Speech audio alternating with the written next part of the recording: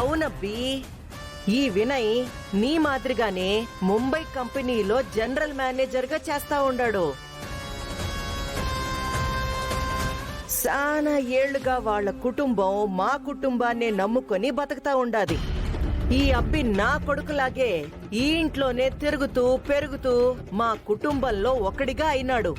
అంతేగాని నువ్వు ఊహించుకున్నట్టు ఈ అబ్బి ఈ ఇంటి పిల్లోడు కాదు. నీ సెల్లికి ఈ ఇంట్లో కోడలిగా అడుగు పెట్టే అదృష్టమూ లేదు. ఆలపాటి వారు, నా చెల్లికి అదృష్టం లేదు కాదండి. మీరు నా చెల్లిని కోడలిగా పొందే అదృష్టం లేకుండా పోయిందే అనండి.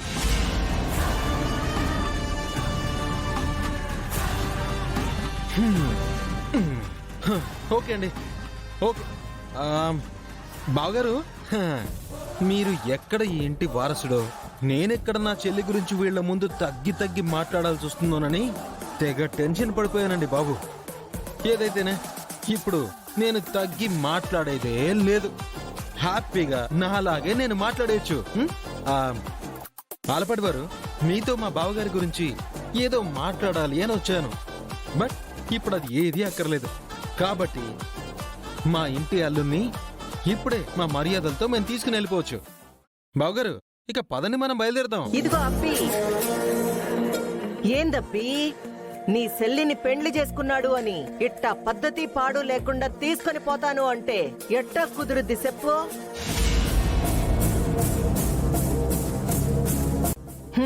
వినయ్ ఈ ఇంటి బిడ్డ కాకపోయినా ఈ ఇంటికి ఈ బిడ్డ మీద కొన్ని బాధ్యతల్ని వీళ్ళ అమ్మ నాన్నే మాకు అప్పచెప్పి తీర్థయాత్రలకి పోయుండారు.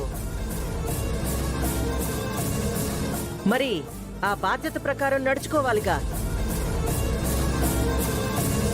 వాళ్ళు యాత్రలు ముగించుకుని వచ్చే వరకు ఈ అబ్బి ఏడ్నే ఉంటాడు. వాళ్ళు వచ్చిన తర్వాత సాంప్రదాయబద్ధంగా మీ ఇరు కుటుంబాలు కలిసి మాట్లాడుకుని ఓ మంచి రోజు అనుకుని అప్పుడు కదా ఈ అబ్బి మీ సెల్లి మొగుడు. ఆ తర్వాత కదా వీళ్ళు జీవితాన్ని మొదలు పెట్టాల్సింది.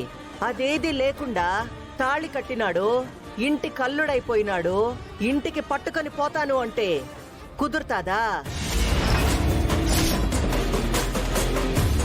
చూడబ్బి, వీళ్ళ అమ్మ నాన్న తిరిగొచ్చేదానికి ఇంకో వారం పట్టుద్ది.